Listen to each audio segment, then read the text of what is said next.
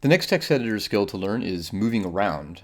You may recall from the section on Vim that many of the ways of moving around in Vim are specific to Vim and are not generally applicable to other applications. This isn't the case with modern editors. These modern text editors typically use a lot of the same techniques for moving around as other applications, so it's likely that you already know some of these. Let's go to Atom here. This is the README file. Probably the simplest thing is just use the mouse. This is a trackpad here. I can just touch it. This is a MacBook Air I'm using. You can also click like this, and that places the cursor. You can also use the arrow keys to move around like this. Let's look at a longer file. Let's open the Sonnets file.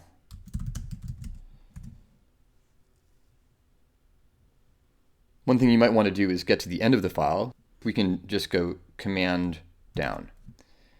Now that's platform dependent, so if you're on something other than Macintosh OS X, it's probably something different. To get back to the top, we can go Command up, like that. And also I like to go to the end of the line or the beginning of the line using Command and arrow keys. So here's Command, actually let's go to this line here.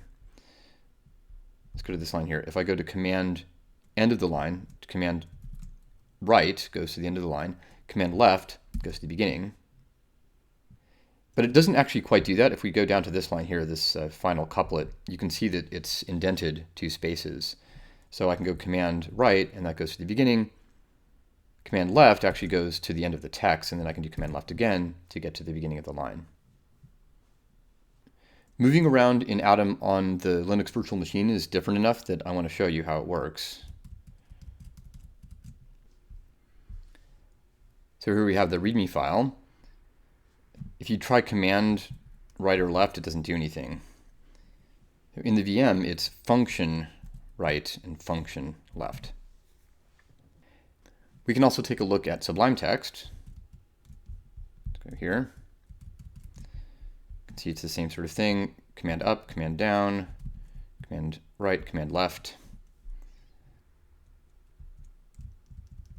We can also go to Cloud9. Again, the same things work. And some of these same keyboard commands work in different contexts. So for example, here's the Wikipedia page for the Ruby programming language in Spanish. If you follow the Learn Enough Command Line to be Dangerous tutorial, this might look familiar. It's in the opening part of the screencasts. Now, it doesn't really make sense to move right and left here because there's no cursor, but things like Command down and Command up get you to the end and beginning, respectively, like that.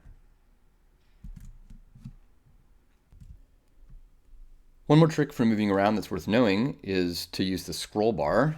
So we can move a little bit here. It's really subtle in Atom though. See if I can, sometimes it doesn't even appear. There, so I actually saw it. Yeah, so here it is. You can see how subtle it is, or maybe you can't even see it. It's super, and then sometimes it changes like this. I'm not sure why. But that's the scroll bar. It's a little clearer in Sublime text. Let's look here. We need to open up the longer file, so let's go here. Here we scroll like this, and it's a little more obvious.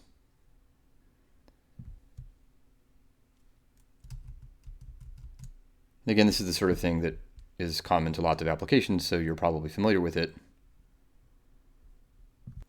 This is the main reason I think it's a good idea to use one of these modern editors, is because a lot of the things you already know are applicable.